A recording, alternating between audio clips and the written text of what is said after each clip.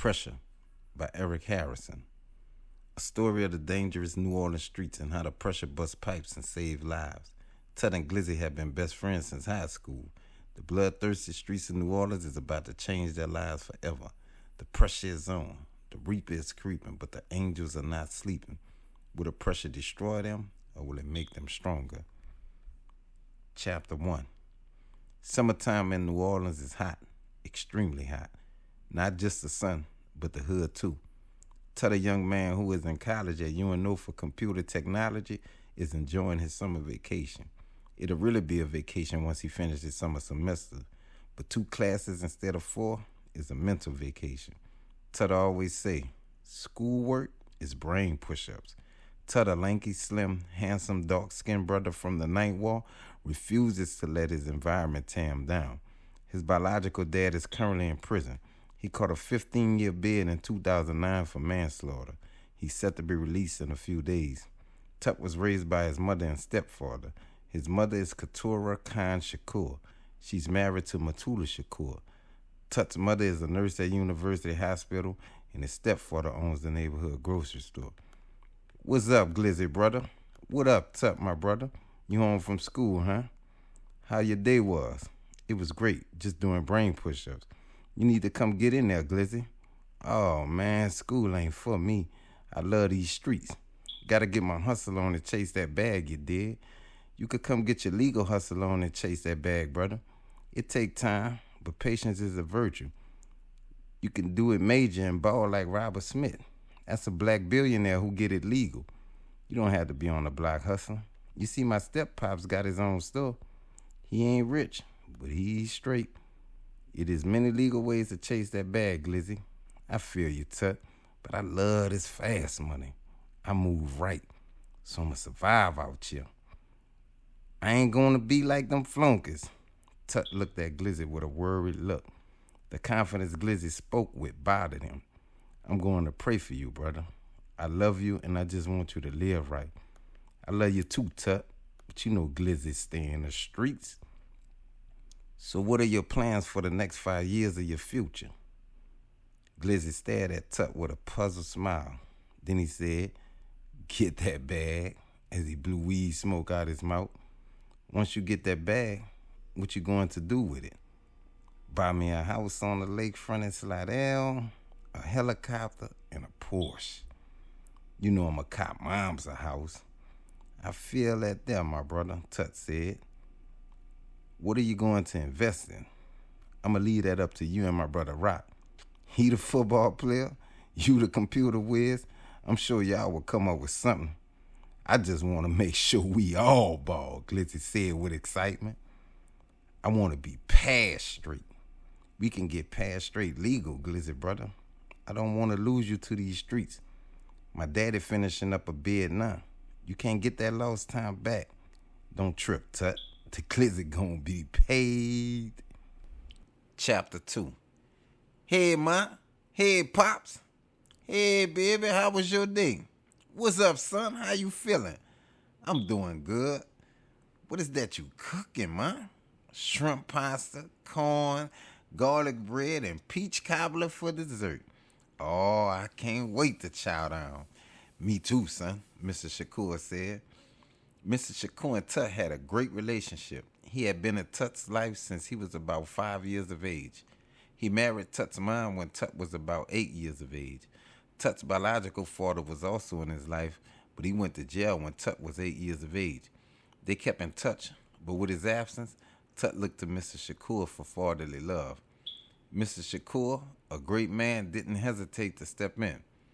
Pops, I've been working on this new computer website. It's for positive music artists. I want to influence my generation to live a righteous life. That's a good idea, son. I also wanted to have a blog section for us to communicate universally. That's a great idea, baby boy, said Mr. Shakur. We support you in whatever you do. Thanks, y'all. I talked to my daddy. He's getting out in a couple days. I hope he stay on the right path. Yeah, me too, baby. I still have love for your daddy as a friend. I want to see him succeed. He into God now, moms, so I hope he stay on that road. I have two daddies out here then. Thanks, son. I believe Big Tut got his mind right, said Mr. Shakur. I talked to him the other day. He seems ready. Tut's father and stepfather respected each other. Big Tut respected the fact that Mr. Shakur showed Lil Tut love and filled his role with no problem when he messed up. They talked here and there when he called from prison. I was talking to Walter today about changing his life. He didn't want to hear me. He's infatuated with fast money and the street life. He's my best friend, and I just feel like I'm going to lose him to the streets. Well, son, Mr. Shakur said in a serious, fatherly tone, sometimes you can't save everybody. We all have a choice on what to make of our lives. Just pray for your friend and live your life, and just pray you'll be a light that will shine on him in time. Miss Shakur hugged her son, looked into his eyes and said, I love you, son. Whatever you do, stay positive and always keep that love you have for your friends. But remember, sometimes you have to love from a distance. Evil has no picks on who it inflicts. You right, Mom. I just wish Walter could just do the right thing. Just keep praying, baby. Maybe one day he will. Dinner's ready. Go and wake up your sister. Tut picked his baby sister up out of sleep and kissed her on her forehead. Time to eat, princess. She smiled and hugged Tut tightly and said, I love you, brother. Tut's little sister was 7 years old. She was a beautiful Nubian princess. The family sat at the table and thanked God for the dinner and ate away. Chapter 3. Hey, Tut, baby. Yaya ran up to Tut and hugged him. Yaya was a beautiful Nubian woman. She was a track star at UNO. She and Tut grew up together. They've been dating as of late. Hey, Yaya, sweetie. How you doing, beautiful? Yaya smiled brightly as Tut words fell into her soul. I'm doing great, handsome. Ready for these finals? So I can vacation. Me too, Tut said, rubbing his forehead, thinking about the brain push-ups. How are you doing in your classes, Yaya? I'm doing great. I'm at an A average so far. And you? I'm passing jet fly. I put the A in airplane. They both bust out laughing. So where are we going to celebrate after passing summer semester? I was thinking about riding to Biloxi and having a great weekend. What do you want to do, Yaya? Biloxi Beach sounds great to me. Tut, I want to ask you something. What is it, Yaya? We've been dating for a few months now and been knowing each other since kids. When will you make me your one and only woman? Well, Yaya, Tut said with a smile on his face, I have always wanted to be like King Solomon. So I don't know about one and only. Are you serious, Tut? Yaya said with a shocked face. Tut burst into laughter and pulled Yaya towards him. No, silly, I'm joking. Tut stared into Yaya's soul with a serious look on his face and love beaming from his soul. I would love for you to be my queen. So are we official, Tut? Yes, baby, I love you. Oh, I love you too, Tut. Now, since we are officially a couple, Yaya, Tut said in a playful tone, I think it's time we make our bodies explode. Yaya burst into laughter. If we explode, we'll die. Tut said, well, we'll die holding each other. After finals in Biloxi, we'll join our souls together, Tut. They kiss each other, then walk to class in a pure bliss of love. Chapter 4. What's up, baby D? Glizzy spoke in a playful tone. T-Killer the gorilla chasing a skrilla. What's up, Glizzy, baby? You in a good mood today, huh? You already know one life to live, Glizzy. Gotta live it to the fullest. You already know, baby D gon' live it to the fullest. The guys joke with each other while doing their handshake. These three have been friends since about 4 years old. Tut was the only one out the crew who avoided the street life. These three were head first in the streets. This money flowing today, Glizzy, baby. Baby D said while counting his bread. All right, la boy, the Glizzy out here to get it in. The guys worked the block in shifts. Glizzy worked the evening shifts. He kept some BGs around for manpower. Their block was organized like Walmart. They were clocking about 30 racks a month. All right, y'all keep y'all head up. Glizzy's phone started ringing as the cell was pulling up. He made the cell and then looked at the missed call on his phone. Glizzy never answered his phone if a cell was in the vicinity. He looked at the missed call but didn't recognize the number. A black sedan came cruising slowly up the block as Glizzy's phone started ringing again. He didn't recognize the call, so he answered the phone. Whoa, who this? This Wax. Glizzy, what up, bro? This me pulling up in the black car. Wax was an old classmate of Glizzy. They weren't partners, but they weren't enemies either. Wax was from the 11th Ward, uptown New Orleans. His family moved to Independence Street in the 9th Ward. Get out and holler at me. Wax, a skinny, lanky young man standing 6'3", was an ex-basketball player turned street cat. Glizzy eyed him suspiciously, wondering why Wax wanted to holler at him and how he got his number. Before Wax could reach out for a dap, Glizzy asked, "How you get my number?" "Your girl Shay gave me your number. She worked with my little dip at the strip club." He really went in Shay's phone and got the number while she was on stage one day. "So what's up? What's the deal?" "I'm trying to get a percentage off y'all block here. I see y'all making a lot of money." Glizzy started to reach for his gun and kill him right there, but a police car came riding up the block. "You real funny, dude. Get your duck ass from around here." Wax walked off with a smirk, hopped in his car, and pulled off. Glizzy eyed the black sedan and said, "I'm gonna have to kill this nigga." Chapter 5. Saturday night football is in full effect in Death Valley. Tut and Glizzy made sure they always attended Big Rock football games. Miss Keisha, Shay, and Yaya was at the game with them.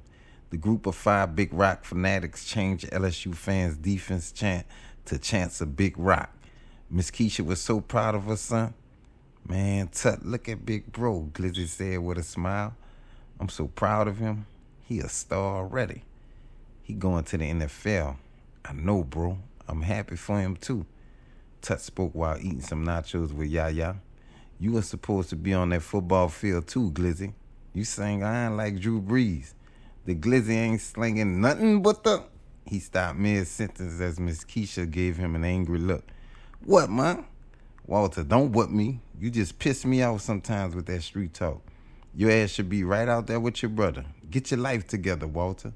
I love you, and I want you to do right." "I'm going to be all right, Moms. Don't worry yourself. I hate it when you worry. We'll do the right thing like Tut and Tay." "Okay, Mom." While they were talking, the crowd started roaring. The announcer shouted, "Tay Bridges with the interception." Tut, Shay, and Yaya were jumping up and down, yelling, "Big Rock." Glizzy and his mother jumped up with joy, forgetting their argument. Glizzy hugged his mother full of excitement. He felt like a kid every time he hugged his mother. "I'm going to try to change for you, Moms." "Do it for you, Walter." Miss Keisha spoke in Glizzy's ear and ended it with, "I love you, son, and I want you to just be the best you." After the game was over, Big Rock came up to his 5 biggest fans and hugged all of them. "Good game, big brother," Tut and Glizzy said at the same time. "You know I'ma shine for y'all." Miss Keisha grabbed her son like he was her big baby. "Good game, son. You look great out there." "Thanks, Moms. I love you. You know I got y'all. I got to put on for y'all." "Good game, Rock," Yaya and Shay said after each other. "Let's take a picture," Shay said as she took out her phone. They gave the phone to a teammate of Rock, and the 6 of them posed for their traditional post-game pick. They had been doing this since high school. Glizzy was playing quarterback at this time. He had multiple scholarship offers, but he chose the fast life instead. They all grouped hugged, shouting, "Big Rock" in unison. Chapter 6. "Hey, Yaya, baby. How are you doing today?" "I'm fine, Tut. Feeling better that you here to watch me practice." "You don't have to come watch my lady practice," Tut said with a smile. "We have a track meet coming up. I'm running a 400 meter.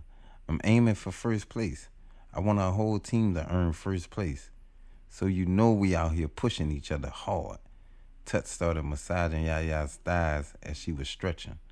"Ooh, baby, that feel good," Yaya spoke as her head tilted back, taking in the wonderful feeling. "You like that, huh, babe?" "Yes, indeed, Tut. You my new massage therapist." "That's cool, babe. That'll be 10 kisses an hour. I'll make it 20 kisses, then they lock lips." "Yaya, are you going to make out or get this practice in, spoke Layla, Yaya's teammate. Girl, I'm coming now. Yaya rose up and spotted her best friend Shay walking up. She ran towards Shay and hugged her. About time you come to my practice, girl. I told you I'd get here, girl. My bad for all the other times I didn't come. But I made it this time. I'm so happy to see you here. I wish you were on the team, too. It would be like old times. I know you still got that speed. Shay was a track star in middle and high school. Girl, I might make a comeback, but if I don't, I know you're going to do it for both of us. I got us, girl. I love you, best friend. I love you too, Yaya. Chapter 7. The strip club was on jump late Friday night. Wax and his crew were in full effect. Now throw that ass, let me see if you can catch it. The strippers was twerking to Mulatto's song with Saweetie and Trina. Wax and Neil was chilling at the table, drinking and enjoying the scenery. What's up, Neil? I went seeing that clown Glizzy today. Yeah, what that chump talking about? I gave him the proposition. He denied it. So you know now it's straight hostile takeover time. You know I'm down, Wax, baby, Neil said with a devilish grin on his face. We gonna see him real soon, and the rest of them fuckboys. The crew ready to slide whenever. Perp and Shay walked up as the two men were talking. Hey, baby, Perp said to Wax as she sat on his lap. They kissed for a few seconds, then Perp started giving Wax a lap dance. What up, Shay? Neil said with a smirk. Shay disliked Neil because she knew he was a snake. I'm fine, Shay spoke as she started to walk off. Neil grabbed her by the waist and said, Damn, baby, I can't get no love. You can get a lap dance for $40, Shay spoke sarcastically. Bitch, I ain't giving you shit, said Neil. Well, fuck your bum-ass fuckboy, Shay growled back. Your man a fuckboy, bitch. Shay pointed her middle finger and walked off. Don't talk to my friend like that, Neil. Bitch, shut up, Wax growled at her. That hoe the op. Perp looked puzzled and said, How's she the op? She ain't on my team, and she rolling with a bitch-ass boyfriend. Why's you beefing with Glizzy, baby? Wax smacked Perp on the ass and said, Don't worry about that. Go get that bag. Perp kissed him and said, okay, and went found a trick. Chapter 8. Freaky, I could learn a lot from you. Gotta come teach me. Glizzy sung a song while cruising inside of Shay's ocean. You got it, girl, you got it, no cap. Glizzy sung as Shay moaned Glizzy's name. Ooh, Glizzy, baby, go deeper. You feel so great, Glizzy, no cap, she moaned out. You feel so great, Glizzy. You dripping wet, baby girl. Damn, you feel like heaven. I'm coming, baby, Shay moaned out as her breath started idling higher like a motorbike. Glizzy started long stroking her deeper and deeper. Shay was humping back as her climax was near. They began stroking in unison. Shay's ocean waves were hitting the shore loudly. It drove Glizzy insane. He started pumping harder and faster. Shay and Glizzy exploded at the same time, creating another universe. As the two lovers lay and held each other locking eyes, Shay said, Babe, I forgot to tell you, tonight that fuckboy Neil tried to holler at me. You know I shut that fuckboy down. He cursed me out and was like, your man a fuckboy. Do y'all have some beef going on? That fuckboy Wax came on the set talking about they want a percentage of the block. I was about to smoke his duck ass, but the people swung through. I don't trust them slime ball ass niggas, B, Shade said, looking concerned. I'ma get them fuckboys, Glizzy said, holding his blick with a smile on his face. If they want war, I'ma give it to them. Be careful, B, I love you, Shay spoke sincerely. Multiple gunshots cleared the block, the bodies dropped. Glizzy was riding bump and stand through my review by Tupac. He stopped at the Brothers on Bullet in the east for some gas. As he got out the car, he noticed Wax black sedan in the parking lot. He spotted Wax and Neil and two other their partners with him. Knowing he was outnumbered, he headed back to his whip. Wax spotted him as he was heading back to his whip. Wax upped his blick and ran towards Glizzy as his crew started upping their guns. Glizzy upped his tool and started hitting at him. He instantly struck one of Wax's goons. Wax ducked behind a blue F-150 and fired back. Gunshots were flying everywhere as people were running trying to get out the way. Glizzy was trying to get in his car and pull off, but shots were flying at him. 3 against 1 in a gunfight in broad daylight, and it was around noon. Glizzy knew he had to move around or die. Wax circled around where Glizzy was posted as his goons kept firing towards Glizzy. As Glizzy fired back, he felt a sharp pain in his back. He turned and looked into Wax's eyes. Wax fired a round into the chest of Glizzy and ran off. As the gunshot ceased, Glizzy music blasted from his speakers was all you can hear. As Glizzy lay dying, Tupac's song Lord Knows was bumping, echoing in the air. Glizzy was on the ground singing along as cop cars came racing up towards the scene. As the track ended, Glizzy's life ended also.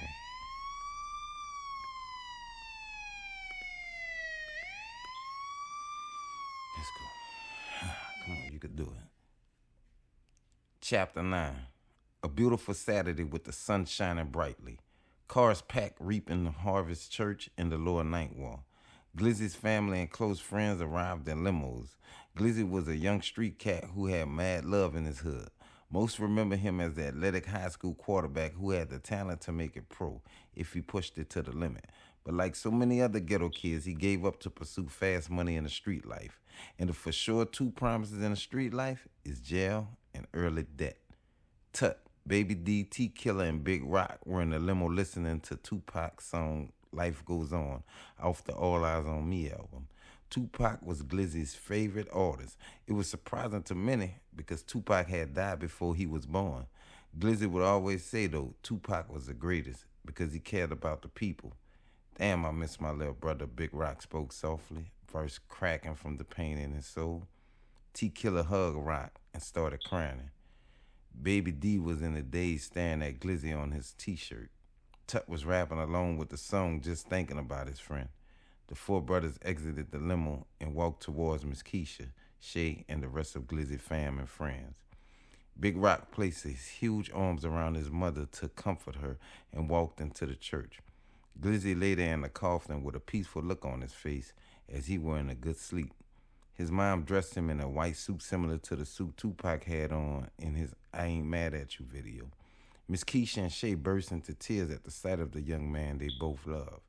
Get up, Walter, Shay screamed loudly while sobbing. She became hysterical. Yaya grabbed her friend and held her and cried with her. Miss Keisha was screaming, I love you, son.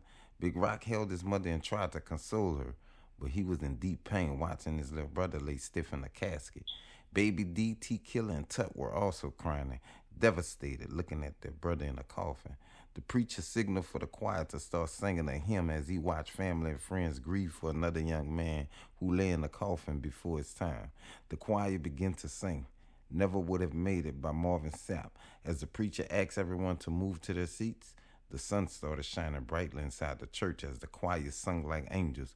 The music kept coming from the choir, brightening up the heart of the mourners.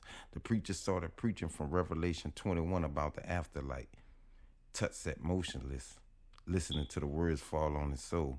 The words were slowly extinguishing a fire inside him that started burning the moment he learned of his best friend's death.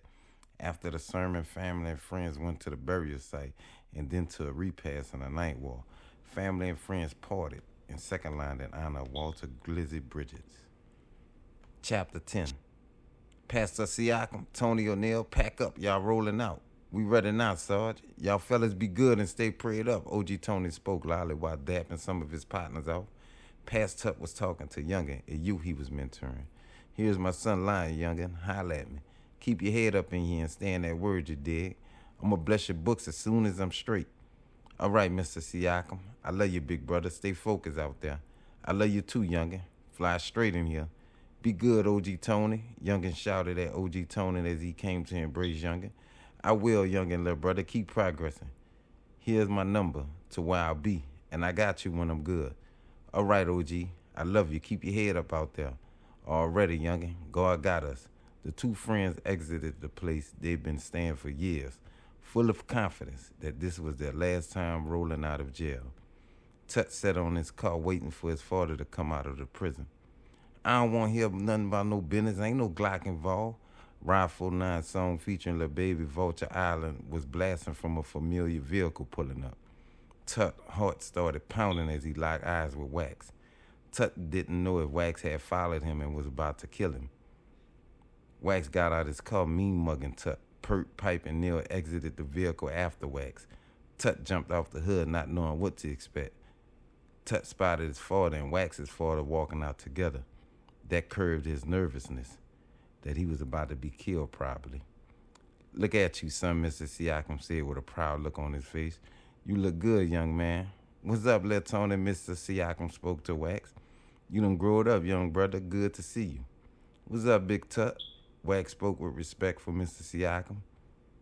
What's up, my son? OG Tony said with a smile. What's up, Pops? I miss you. I miss you too, son, he said while hugging his son. What's up, Pipe, little brother? I see you all fresh. Big brother out here.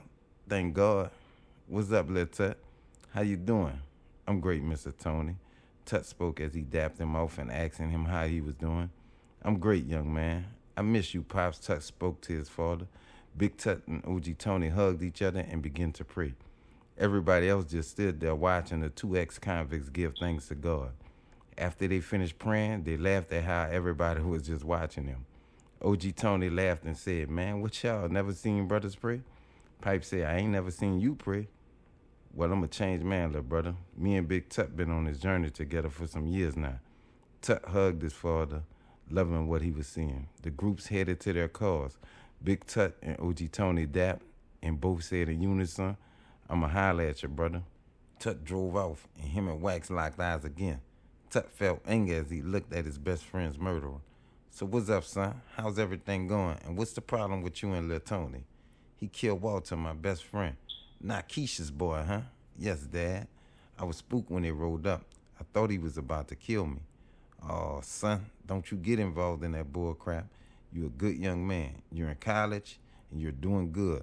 I'll talk to Big Tony and get this straightened out. But you keep your hands clean. I can't lose you, son. I love you. I love you too, Dad. So what you want to do, Pops, since you're out of jail? Let's go on down in the east to Cessful Fire Spot and grab a bite to eat. And then we could just hang out all day. That's fine by me, Pops. I'm sorry I missed so many years of your life, son, but your mother and Matulu did a great job. Thank you, Pops. I promise you, son, I won't leave you again until God calls me home. Tut smiled as his father's words penetrated his heart. I know you will, Dad, and don't trip on the years you missed. We got plenty more. Thank you, son. Chapter 11. Friday evening in the ninth ward of New Orleans. Summertime fun on Independence Street is evident by the children running around having fun and the old-timers out chilling. Music is pouring out of houses from stereo systems. A good summer day in New Orleans. Baby D, T-Killer, and a few of their friends were out just chilling. Baby D was rolling a guard, mind-boggling thinking about Glizzy. Damn, bro, my dog gone. Them ops gotta pay for that. T-Killer sat quiet, just nodding his head. The pain caused by the death of Glizzy was evident because no one was in joke mode as usual. Glizzy was a clown and would always have the brothers laughing. Baby D lit the weed and turned on Tupac, Glizzy's favorite rap artist. How many brothers fell victim to the streets? Rest in peace, young brother. There's a heaven for a G. As Pac words fell, tears fell from the young men's eyes. Pictures of moments where Glizzy filled their minds and the pain in their hearts poured out. As the brothers shed tears while mourning their fallen brother, a black Lexus pulled up.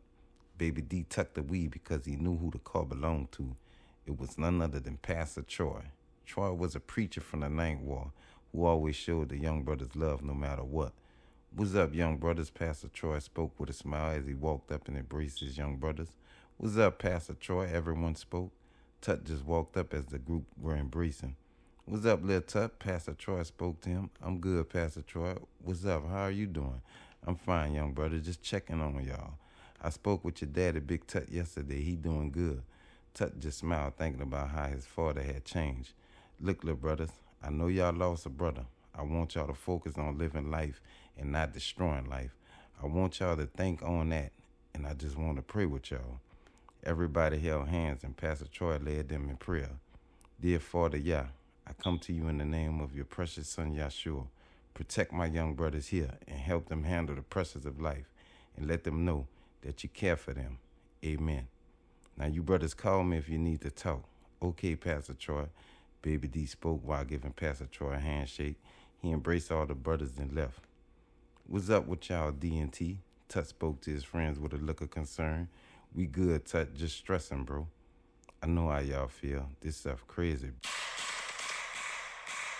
Gunfire erupted as everyone ran for cover. Baby D and T Killer and some of their friends returned fire at the car that attempted a drive-by on the group. People were running and screaming. Then as the car sped away, a familiar mourning scream lit up the block, drowning out the world. A young mother ran towards her daughter, who was laying on the sidewalk covered in blood.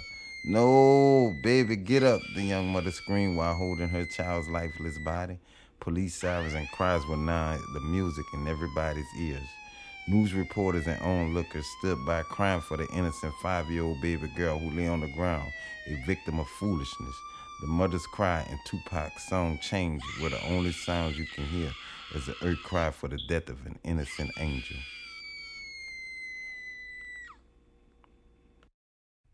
Chapter 12. 2 days after the killing of an innocent child in the Ninth Ward, tempers were flaring throughout the city. Malt, Disco, T-Man, and Neil were sitting in their hood, drinking, joking about the shooting. Little did they know death was lurking at their door. Neil got out the car to go and use the bathroom. "I got to piss, man. Here, roll is good up, Disco." "Gotcha, my nigga." "Ooh, this smell like that fire."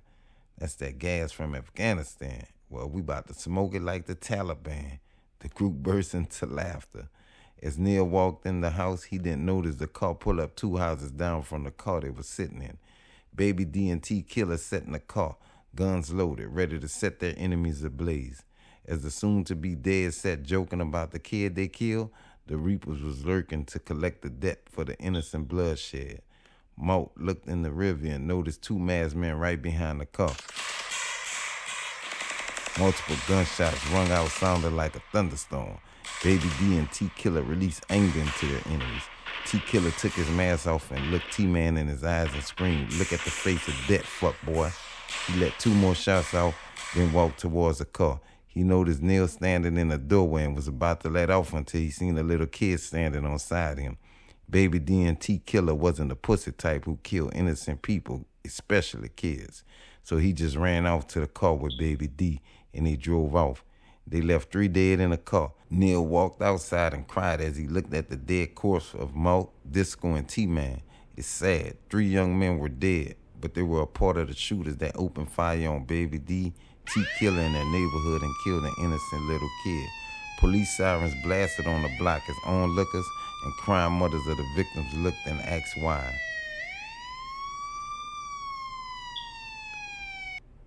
Chapter 13. The next day after T Killer and Baby D killed some of their enemies, they sat in T Killer's backyard smoking. "We ain't finished with them fuck boys yet, Baby D. I know, we gotta get Wax and Neil and the rest of they clique. Why you took your mask off, man? I wanted that fuck boy to look dead in the eyes. You gonna have to hide out now, though. Fuck that. I'ma ride on these fuck boys till the cops come get me." "Whoa, what's up, lil' cuz? What's up, Minutes? Cuz, when you get out?" "I just got out, lil' T." "What's up, Baby D? How you been?" "I been good, big brother. Glad to see you." "Sorry to hear about lil' Glizzy. That's fucked up. He was a cool little dude." "That's Big Pipe nephew work, huh? Him and his partners. They trying to take over y'all spot. Some of their partners was in the can epping about it. You be careful, lil' cuz. You know I kill a motherfucker quick behind you. I know you got me, cuz. I love you. I love you too. Let me hit that good." Just as Menace was about to grab the weed, the gate swung open. "Police, get the fuck on the ground now." Homicide detectives surrounded the trio with their guns drawn. "Get that gun out of my face, you dick sucker," Menace yelled at one of the officers. "Shut the fuck up before I shoot your ass." "Shoot my dick, bitch. You lucky I ain't got no shit to sling on you. Travis Knight, we have a warrant for your arrest." T Killer lay there emotionless as the cops cuffed him. Baby D heart was beating, thinking they were about to book him too. But they only wanted T Killer, and that's because he removed his mask. The cops took T Killer in custody, searched the house, and harassed Menace. Menace argued with them for about an hour. They knew him good and knew he was just released. As the cops were leaving, after about an hour of meaningless search, one cop shoved Menace in the face. Menace jumped up, cursed the cop, and then the cop just shot him. "Oh, you dirty bitch, you shot me for nothing." The other cops looked on and shot. T Killer started kicking the door, bucking his Baby D, and T Killer's mother became irate. A search warrant for a murder suspect ended up with a shooting of an unarmed African-American man.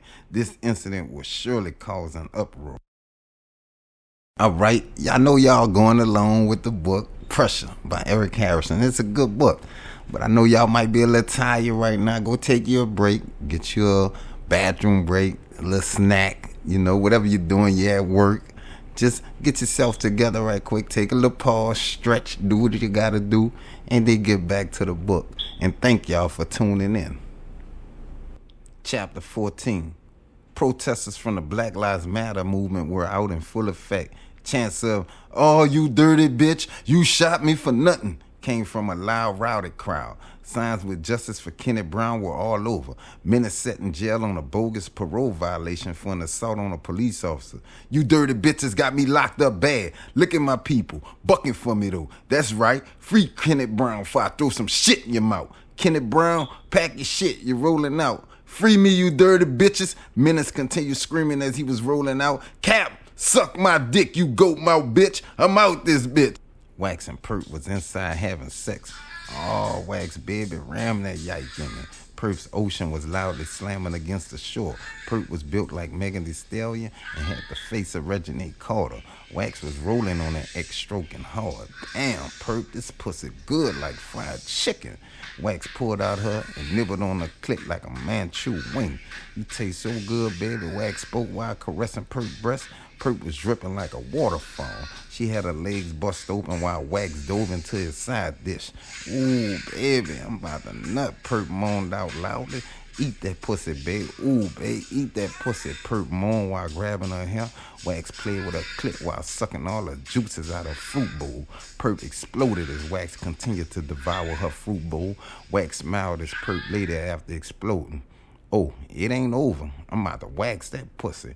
Come get it, baby. Come wax this pussy." Wax started penetrating Perp. He had her bent over, her beautiful ass in the air. Wax started stroking her wildly. She started moaning Wax's name. "Wax, ooh, baby, I love you. Tony O'Neal, freeze, you under arrest." With the music blasting and Perp moaning, Wax didn't hear the police come inside his home. "You under arrest for the murder of Tierra Williams." Wax kept stroking as officers stood around, guns drawn. Perp just lay there and shot, crying. Officers grabbed Wax out the pussy and cuffed him and read him his rights. Wax had a smirk on his face. One of the officers said, "You low-life son of a bitch, you think it's funny you killed a baby? If I wasn't a good cop, I'd kill your punk ass." Wax just kept smiling. Chapter 15. Shay lay in her bed crying, clutching a picture with her and Glizzy at Club 7140. Glizzy used to love to go and watch artists perform. Shay stared at the picture and blew a kiss at Glizzy, hoping he'd jump out the picture. As reality sunk in, she cried more and more. She was brokenhearted and devastated by the death of her best friend and lover. Shay had no daddy or big brother, and Glizzy was the male who filled that void in her life.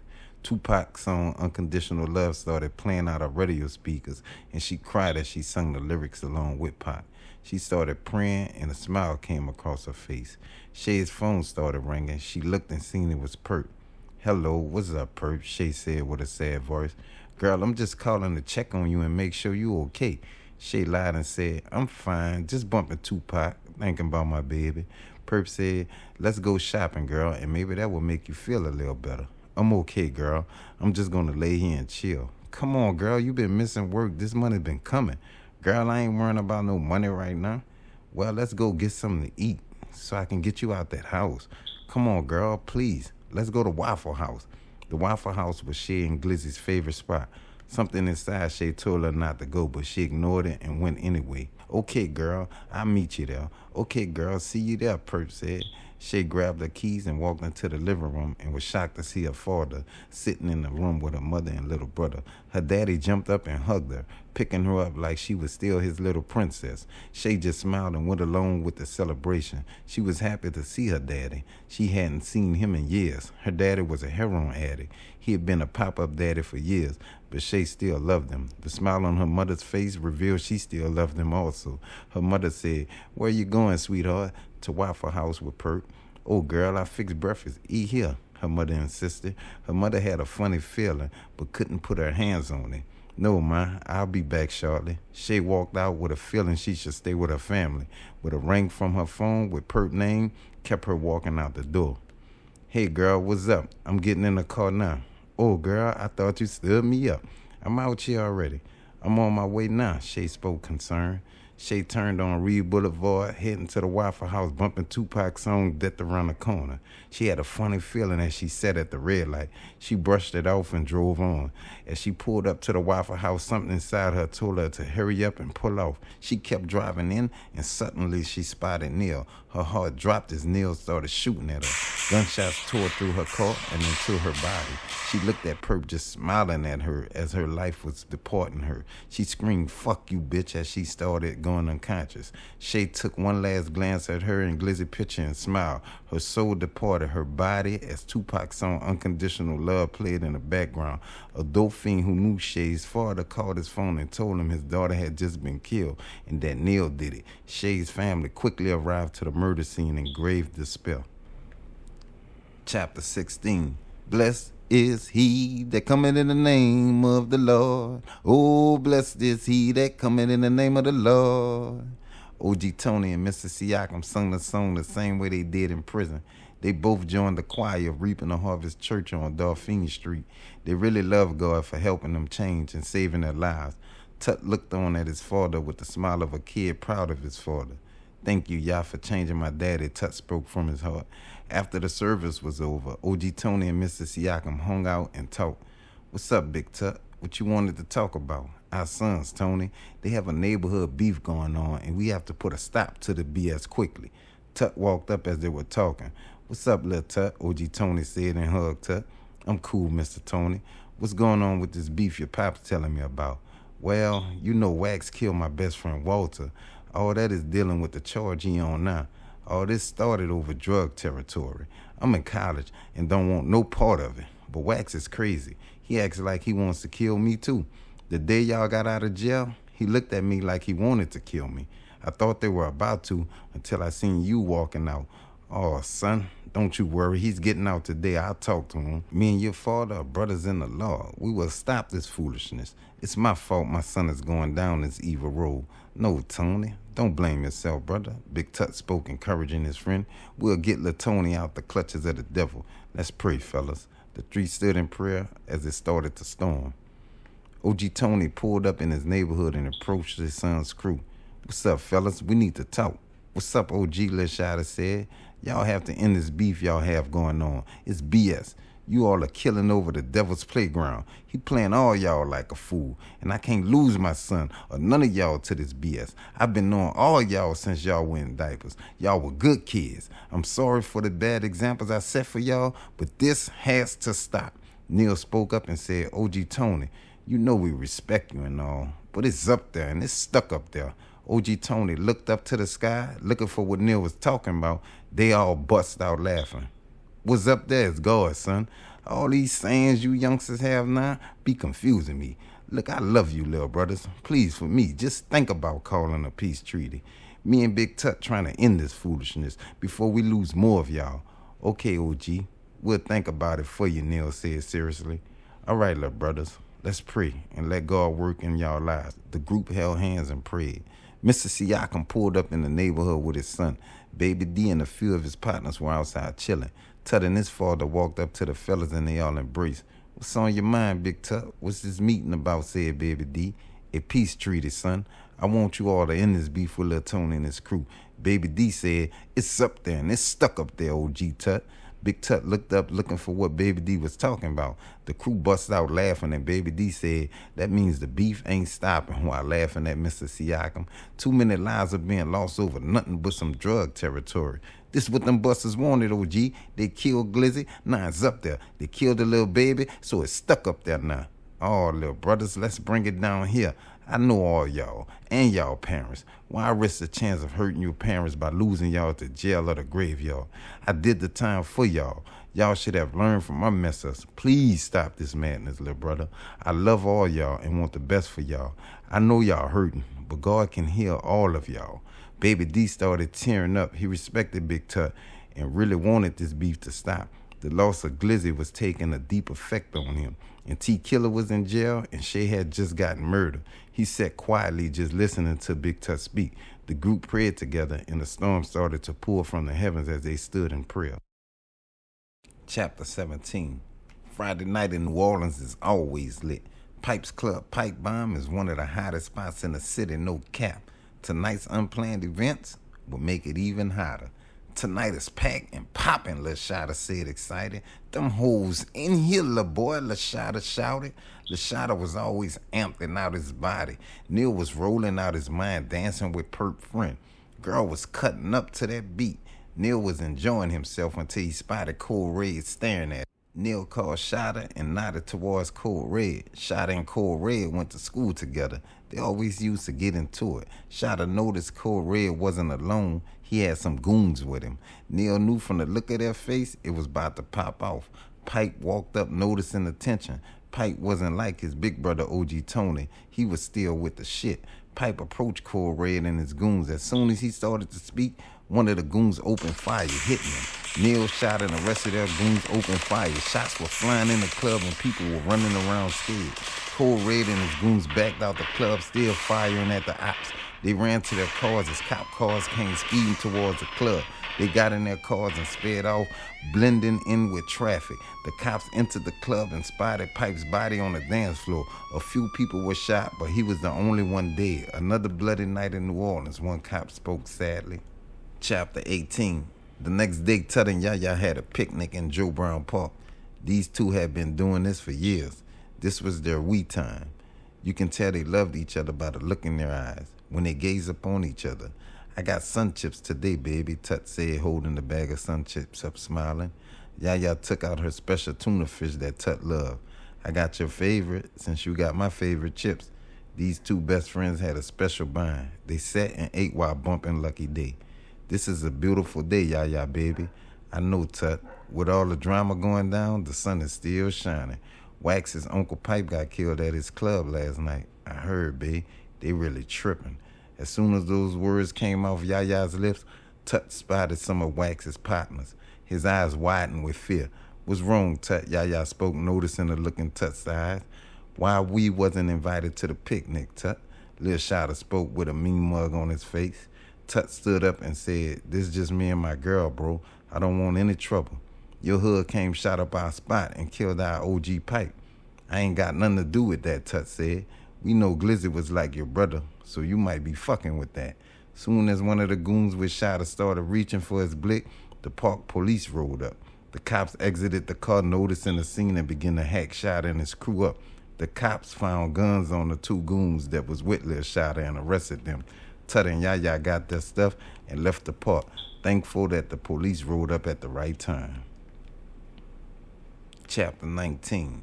Tut rode home in silence after dropping Yaya off at home. His nerves was racing all over the place. He was a good young man, but would protect his life at all costs. He wasn't a street dude, though, and didn't want to get caught up in the streets. He seen it disrupt his father's life with a lengthy jail sentence. Tut pulled up to his father's apartment. He needed to talk to him. Even though Big Tut had spent years in prison, Miss Khan made sure he was able to talk to his son anytime he wanted to. This kept their father and son relationship intact over the years. What's up, Pops? Tut spoke in a depressed tone. What's wrong, son? What's bothering you? I just had a run-in with Wax's crew at the picnic. I believe they were about to kill me and Yaya, but the police rolled up and saved us. I'm scared, Dad. I'm not into all this street stuff. I just want to make it a better neighborhood. Oh, son, come here. Big Tut grabbed his son and hugged him as tears started pouring down Lil Tut's eyes. His father cried, feeling his son's pain. He also had anger in him at the ones trying to take his son's life. Big Tut was a changed man and said, son, let's pray. Father, protect my son from the wicked, in the name of Yahshua. That's it, Dad? Tut said. Yes, son. All you have to do is speak your heart to Yah. I want you to lay low for a second, though, son, until I find a way to make a peace treaty. Okay, Dad, no problem. I don't want you to let them draw you into this foolishness. I've seen many brothers get pulled in trying to protect their lives and end up in jail for life or dead. I will not have that happen to you, son. You can pick up the phone and dial 911 before you pick up the gun. You let the police handle it. Okay, Dad. I love you, son. I love you too, Dad. Chapter 20. What's up, baby D brother? I'm cool and Tut, just out here thinking about life. I'm doing the same thing. I miss the middle school days, brother, when we were running around playing it. Baby D smiled as Tut brought back the fun days before all the street stuff started. These were the days for real. Remember when Glizzy slipped into the canal? The two guys burst into laughter thinking about their friend. You can get out of this lifestyle, baby D. You wanted to be a police officer coming up. Remember that? Yeah, that was until they started hacking us up for nothing in middle school. We were just 12 years old, innocent kids getting treated like hardcore criminals. It made me hate the police, Tut. Then they killed my daddy, and all he had was a bottle of vodka in his jacket pocket. Fuck the police, that's how I feel. Tut looked at the anger and pain in his friend's eyes and felt his pain. That was one thing about Tut, he had empathy, especially for his friends. All that pain you got inside you, baby D, can be used for good. You in the streets, but you don't have a record yet. You could become a police officer and change the narrative. Or you can become an FBI agent and have a higher authority over the police and try to change it that way. Tut, I done killed, robbed, and sold drugs. I'm neck deep in these streets. This is the only life for me left to live. No, my brother, you still have a chance. The military kill, rob, and sell drugs too. If it's hope for them, it's hope for you. All you have to do is give your life to Yahweh. Who's Yahweh? He ain't no cult leader, huh? Tut burst out laughing. Baby D laughed with him. No, Yahweh is God. That's God's name. His son Yahshua died for our sins. If you can believe that and get baptized, you'll be saved. And a new day will begin. Tut grabbed the Bible out of his car, gave it to Baby D, and told him to read it. I got you, brother. I'll read it. The two friends embraced and went their ways. Tut wanted to tell him about the run-in he had with wax partners, but he didn't. He knew Baby D would go apeshit behind him, so he left it alone and just headed home. Chapter 21. Layla, how's my outfit looking? Yaya spoke while surveying herself in the mirror. Layla said, you look like you about to rip the runway, sister. You think Tut's gonna like my look? He'll love it, baby, Layla spoke while snapping her fingers. Now come on and let's get out this bathroom and to the dance floor. Yaya's parent rented a hall in Metairie for Yaya's B-Day party. She invited her friends from school and her family members. Yaya was a beautiful dark-skinned sister with a shape like Simone Biles and around the same height. Tut walked in the party with his cousin T-Wine. T-Wine attended Suno and was a 6'1" dark-skinned brother from the east. Tut spotted Yaya as soon as he hit the room and headed straight to her. He picked her up and kissed her. They locked lips, physically expressing the love in their hearts. What's up, baby? You're looking great, simply beautiful. Yaya said, you're sharp too, baby. I love you. I love you too, Tut said while kissing Yaya again.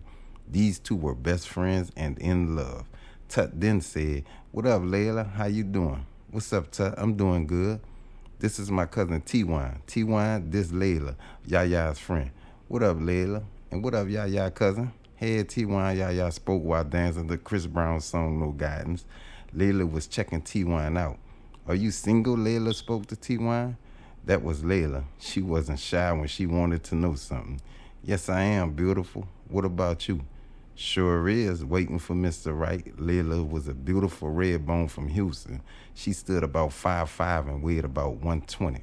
DJ Pop in the building. Happy birthday to my little cousin Yaya. Let's get this party jumping. Everybody get on the dance floor and dip with your man, dip with your woman. The party was packed with college kids. T-Wine and Layla was dipping together to the beat. The DJ was playing Booed Up by LMA with that beat. All the young men and women was having a great time. The party was drama-free and fun. Yaya enjoyed her 21st birthday party with her friends, family, and husband-to-be. Chapter 22. Damn, girl, I see why Wax keep you on the team. Perk was riding Neil to that beat while rolling on X. Ooh, Neil, I've been wanted that yike from you. Perk had a body like Megan Thee Stallion, and she knew how to work it. She was riding Neil perfectly to that beat. With every twerk, her juicy fruit was gushing. Damn, you got that water, girl. You like this pussy, huh? Slam that dick in me. Slam that dick in me, she said in tune with that beat. Whoosh, whoosh, whoosh, whoosh. Perp juices were flowing like a river. Ride that yike, girl, Neil started saying, full of that X. Perp had him out his mind. Girl, you like a porn star. Neil flipped her over and she put her ass up in the air and rested her head on the pillow. Beat this pussy up, Neil. Don't play with this wet, she said, moaning. Whoosh, whoosh, whoosh, whoosh. The sound heard every time Neil stroked. Perk was wetter than a lake. She was throwing it back and popping on that yike to the beat. She had Neil going crazy out his body. Neil started stroking wildly. As she was throwing it back, juices just dripping. Take that dick, he spoke while slapping her ass cheeks. Boom! A loud bang knocked the hinges off the door. Homicide detectives and a SWAT team came rushing in with their guns out ready to kill. Neil Scott and Trisha Boyd, you're under arrest. Perk was spooked out and Neil was like, hey, it is what it is. He kept stroking until an officer grabbed him and slammed him to the ground. He spit in one of the officers' face and the officers kicked him in the nuts. Neil felt like he was about to die.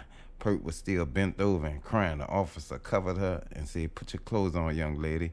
He threw her some clothes and said, put these on. Y'all both are being arrested for the murder of Shay Miller. Fuck y'all and Shay, Neil spoke as the officer put him in the cop car. The officer just shook his head and said, another young brother gone to foolishness. Don't say shit, Perk. We good, Neil yelled at her as they were putting her in the car. Chapter 23. King Tut on the mic. In darkness I bring light. In the world of wrong, I'm still doing right. Yeah, that's hot there. Tut was recording his mixtape in his garage. He looked down and seen his phone ringing. Hello, who is this? This T-Wine. What up, cuz? I got a new number. What's up, cuz? I'm just here, working on my mixtape. I know you dropping that smoke, cuz. You got to let me do a skit on there. I must talk straight business on there. I got you, cuz. This is going to be a knowledge mixtape, so they need to hear that business. What time are you going to be finished recording, cuz? It's about 3:30 right now. I'll be finished about 6. Wow, what's good, cuz? We have a frat party on Suno campus today, and I wanted to see, did you want to come? DJ Papa going to be there, and he wants you to come bless the mic. Okay, I'll be there for sure. Okay, cuz, be ready about 8 and I'll come get you so we can ride together. That's a bet, cuz. Holler back when you're outside, I'll be ready. I love you, cuz. I love you too, Tut 1. After Tut finished recording, he had the munchies and decided to walk to the candy lady to get something to eat. Tut was walking up the street rapping his music, full of the Holy Spirit. A black car turned on his block and he felt his spirit groan. He knew something wasn't right. Lil Shotter hung out the window with a Glock in his hand and started shooting at Tut. Tut took off running like a track saw. The car pursued Tut while Lil Shotter hung out the window shooting at Tut. Tut's heart was racing as he leaped over a fence and ran into a neighbor's house, spooked out. He heard the car speeding off and thank God he wasn't hit. Chapter 24. Thank you, Father, for protecting me, Tut spoke to Yahweh as he walked up to Baby D's spot. Baby D was waiting on the porch for the young boys when he seen Tut walking up. What's up, Tut, brother? Baby D quickly seen something was wrong with Tut. What's wrong, brother? Tut was just standing there in shock at just being shot at. He broke down crying and Baby D hugged his brother. What's wrong, man? Don't trip. Glizzy in a better place, you dig? No, it's not that, D. Lil Shotter just shot at me. What? I'ma kill that nigga. No, brother, don't worry about it. Nah, Tut, I'ma murk that clown. You don't fuck with nobody, brother. Come inside, man. Baby D was hot because he knows Tut a good dude and don't get involved in street shit. He felt bad that they drama came back at Tut. But on Glizzy, he was going to protect Tut by any means. The beef had done hit a higher level now, and D was about to cause havoc. Hey, Lil Tut, how you doing, Baby D mother spoke. Hey, Miss Denise, how are you doing? I'm doing fine, baby. Just praising God and living my best life. Baby D mother was a good woman who tried every day to make her son do the right thing. How's your daddy doing? I heard he's home now. He's doing fine, ma'am. Okay, baby, y'all get ready for dinner. Okay, my Baby D spoke to his mother. He loved his mother and really wanted to change for her. What's up, Tut? What you want me to do? Don't trip on that, Baby D. I'ma just let it go. I'm mad as hell and scared because I don't want to die. You know they're gonna come again, huh? Don't trip, I'ma smoke them for you. I'ma pray and let God handle it, Tut said. Okay, brother. Pray for me too, Tut, because I'ma smoke that clown when I catch him. You doing the right thing, though, brother. Stay out of this street shit. Baby D spoke to Tut. It ain't healthy at all. I want to change, but this shit with Glizzy got me hot, love. You gonna have to leave the city, Baby D, and just start over, Go to college out of town and just leave all this foolishness behind. That's what I'm about to do. Master P did the same thing, and look how it worked out for him. You got a point there, Tut. Come on, brother, let's pray. Tut said to Baby D.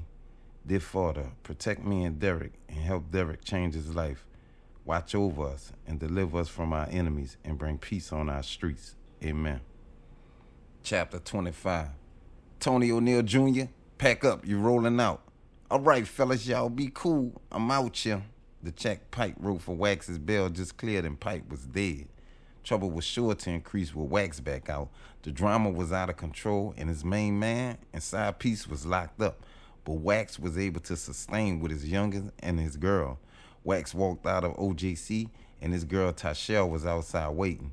Tashelle was a nursing student at LSU. She was from Baton Rouge. She got to see the side of Wax that the streets didn't. Tony, baby, how are you doing? I love you and miss you, baby. I'm good, babe. I miss you too. And you know I love you, babe. Let's get from around this place. Tashelle drove off looking at Wax with a curious look. See, Tashelle didn't know about Wax's street life. He never brought her around none of his illegal activity. She came to the club with him a few times, but he made sure to never bring her in the hood. He had an apartment ducked off in LaPlace. That was his home when he wanted to escape the hood. Purpose side chick had never knew about his LaPlace spot. Why you looking like that, babe? Tony, did you murder someone like that saying? No, baby, they got me bad. You're not lying to me, huh, Tony? Baby, chill, don't worry about that. It's gonna be fine. Deep down, Tony was scared as shit. Tony, a baby's dead and they're saying you did it. Fuck what they saying, baby, they're lying. They have me bad. Don't curse at me, Tony. I'm sorry, babe, I just need you to believe me. Tony, if you're involved in any of that hood stuff, I don't want to be around you in that lifestyle. Tony loved the streets, but he loved Tashelle more and didn't want to lose her. Come on, baby, stop. You know I work with my Uncle Pipe at the club. I don't have time for no street stuff. And now since he's dead, I have to run a club. Please don't put no stress on me. I need you with me. You love me, don't you?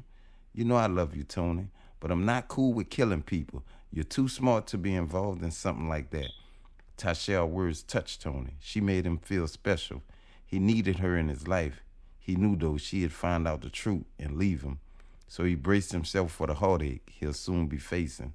As they parked in front of his apartment, he braced himself for her departure. Look, baby, Tony spoke, looking into her eyes.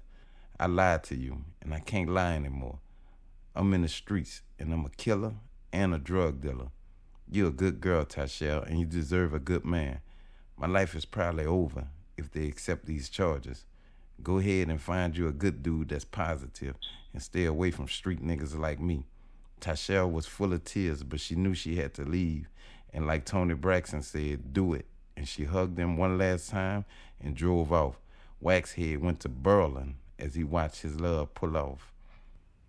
Chapter 26. What's up, baby D? What are you getting into? Tut spoke out his car window. I'm coolin', brother, just chillin' out here on this hot day, you did. Come ride with me to go get something to eat from Castanet, and we could go get some snowballs. Baby D hopped in as the word snowballs rolled off Tut's tongue. Who this is you bumpin', brother? D-Smoke from Cali. He nice with it. Tut was bumping Black Habits by D-Smoke from Cali. You know, I be on that positive music. The fellas got off on Reed and made a left on Morris and headed to Casnet. Baby D stuck his head out the window when he seen two fine chicks at the bus stop by Walgreens. I see y'all hot girls. What up, love? Baby D shouted out the window. The girls just smiled and waved back. Tut, go back and get them. Nah, you know I'm faithful to Yaya. Baby D said, oh, my brother in love, while grabbing Tut's jaws like your grandmother would. Tut bust out laughing and smiled, thinking about Yaya. That's good you in love, bro. I need to find me a good girl like Yaya. I can hook you up with her friend Layla, but she gonna want you to leave the streets alone. I'm gonna think about that, brother. Tut pulled up to Casnet, and it was packed like usually. They had some of the best food in the city, and the snowball stand was right next door, and it was packed too on this hot summer day. Look at them fuck boys, a familiar voice screamed out as Tut and Baby D exited their vehicle. It was Wax, and he was with Lil Shotter and another one of his goons. Baby D started clutching, anticipating that it was about to go down on spot. Tut was spooked, but still alert. Tut looked at Baby D, and seen he was in go mode. Chill, baby D, just hold up, just chill. Come on, Wax, man, you know I ain't with this. You running with the ops. You is a op, fuck boy. Wax, Lil Shada, and his other goons stood right in front Tut and Baby D. Tut was trying to defuse the situation. Baby D and Lil Shada was ready to start busting. The young men were in a dangerous standoff that would probably end up with innocent casualties. Tut had a gun in his waistband that he had brought off the streets for protection. He really didn't want to use it. In the hood, these are the situations young men and women face, and may Yahweh bless them to make the right decision. Tut's heart was beating because this was the time of pressure. Chapter 27. Look at us now, Tony. We riding around free, enjoying life. God is good. I know, Tut. No more feed up, roll call, or shakedowns. God has blessed us with another chance, Tony, and we have to make a difference out here in these streets with these youngsters. And me and you have been great friends for years. On the Jose, and come out here and our son's tripping. Lil Tony just got out yesterday. I've been mad at myself because of the route he's going. Don't get down on yourself, Tony. We can help get him saved. Keep praying for him, brother. I always will, brother. OG Tony rode up to the snowball stand, and as soon as he pulled in, he spotted Lil Tony and his friends. Tony and Big Tut jumped out the car and ran towards their sons. Wax was a gangster in these streets, but he respected his father to the fullest. As soon as he seen OG Tony, his whole expression changed.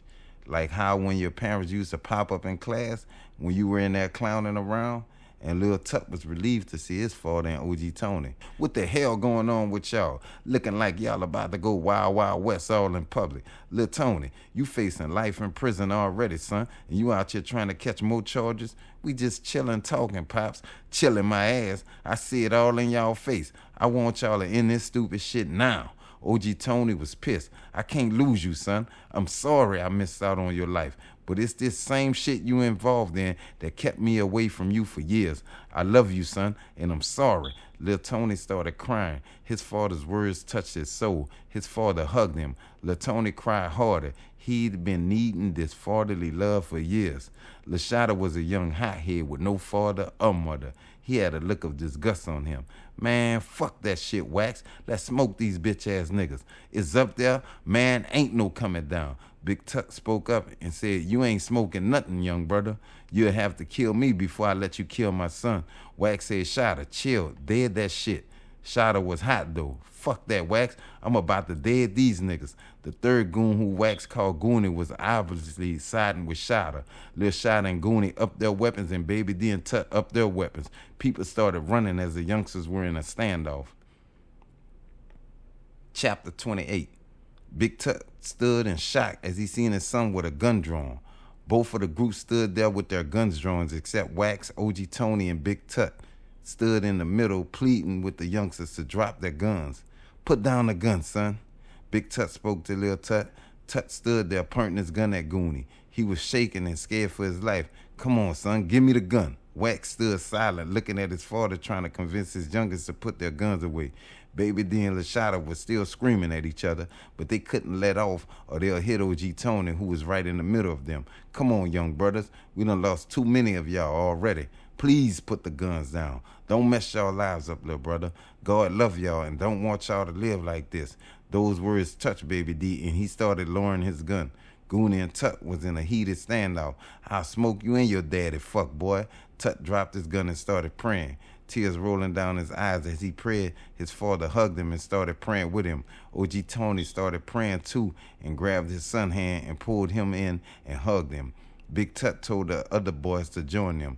Only Baby D joined them. Lil Shada and Goonie heard the police sirens and took off running. Chapter 29. The next day after all the drama, Tut sat on his porch just thinking. He couldn't believe he had gotten into a standoff. He never carried a gun and never felt the need to until they shot at him. He thanked God for his father and OG Tony rolling up. His whole life could have changed or ended. He smiled as Yaya ringtone started playing. What's up, babe? Chillin', Tut. Are you coming to see me? I was thinking we could go to the park and chill. That's cool, baby. I'm glad you called. I'm on my way. Tut ran inside and told his mother he was going to the park with Yaya. Cook some dinner, ma. I'm about to bring Yaya back with me. Okay, son, you be safe. I love you. I love you too, ma. His mother kissed him as he left. Ma, Tut said while laughing. His mother still treated him like her little baby. Boy, I made them cheeks. I could kiss them whenever I want to. Okay, ma, you got that, he said, laughing while walking out the door. As Tut was unlocking his car door, Lil Shada ran up behind him. Tut heard the footsteps and quickly turned around. Lil Shada squeezed the trigger, but the gun jammed. Tut hit him with a three-piece combo like he was Floyd Mayweather. Lil Shada's gun hit the ground and Tut continued to pounce on him. Shada was trying to get the gun off the ground, but Tut kept punching him. Shada went Duck City and tackled Tut to the ground. The two young men were wrestling and throwing punches. Tut's mother walked out the door and started screaming for help. Tut kneed Shada in the nuts, then grabbed the gun off the ground. He pointed it at Shada, and he was so angry he started to pull the trigger. His mother's voice screaming, "No, baby, don't do it," stopped him. "You better shoot, fuck boy, or I'ma kill you and that bitch." Tut wanted to kill him, but he knew it would change his life forever. He also knew after today, Shada would keep coming after him. Tears started flowing down his eyes. "You ain't like that, fuck boy. Give me my gun so I could kill you and that bitch." The pressure was on. Tut had a choice to make. Lil Shada was screaming, "Kill or be killed." His mother was screaming, "Drop the gun, baby." Tut was under pressure, and then his father and stepfather pulled up together. They both jumped out and said, "Son, don't shoot. Give me the gun." Tut loved his fathers, but he was tired, and he really wanted revenge for Glizzy's murder. He wanted to shoot Shada dead. Big Tut walked towards his son and said, "Son, I'm not going to lose you to the streets. You a good kid. This not you, son. Give me the gun now, son." Big Tut screamed. Tut looked at his father and gave him the gun. The police pulled up and jumped out with their guns drawn. "Drop the gun now." Big Tut dropped the gun and got on the ground. Miss Khan ran up and said, "No, he's innocent. Arrest him now," pointing at Lil Shada. After the police took witness statements, Shada was arrested and Big Tut was let go. Big Tut hugged his son as the police rolled off. Yaya pulled up with her mother and jumped out and hugged Tut, crying, asking, was he okay? She loved Tut with all her heart. "Thank God you okay, baby." "Yeah, I'm okay, babe. Thank you for coming over." "Well, let's go eat, everybody." They all went in and had dinner. Tut handled the pressure the correct way, and God placed the right people in his life to strengthen him under pressure. The end. Afterthoughts. Our youngsters face pressure every day in life, the same way we face pressure. We must be there to help them make the right decisions. This statement is for the fathers, stepfathers, uncles, brothers, cousins, mentors, preachers, rappers, entertainers, sports athletes, and all men, no matter the race. Yahweh placed us on this earth to be a community. Unity is what is needed. Let's help guide our youngsters to a better life. It's time for us to man up and help our women raise brave and honorable young men. Even if it's not your child, help out. And to my young brothers under pressure, please try to make better decisions in this evil world. Prison and an early death is promised in this street life. Go to school, get jobs, and own businesses, young brothers, and respect your parents and make positive decisions under pressure. Stay focused on your goals. You can achieve it if you set your mind on it. Handle the pressure. And to my young sisters under pressure, respect yourselves and make better decisions under pressure. You are the princesses, soon to become queens. I know life is hard, but you are harder. Dig deep inside and look to God for guidance. Work hard, go to school, get jobs and own businesses, and support the young brothers in positive ways. And don't let the world trick you into getting with men for their money. Be star girls, young sisters. And to all the people that inspired this book, I thank you. The young brothers and sisters worldwide, I thank you from the bottom of my heart. To Tupac Shakur, rest in peace. Much love, brother, for your wise words. To Mutar, one love, brother. And to all the rest of the positive brothers and sisters who are trying to improve conditions in the ghetto, much love. To Pastor Troy, thanks for the love, brother. We reaping a harvest. You always told me I can't run from God. Oh yeah, and to Corey Miller, free Corey Miller, hold your head up, brother, and stay positive under the pressure. To my family, I love y'all more than y'all know. To all my people under pressure, stay positive and make great decisions. And to all my comrades, y'all know who y'all are. Much love. And to Yahweh, you know I belong to you. Much love. And free Corey Miller and all the other brothers that's innocent in the prison system.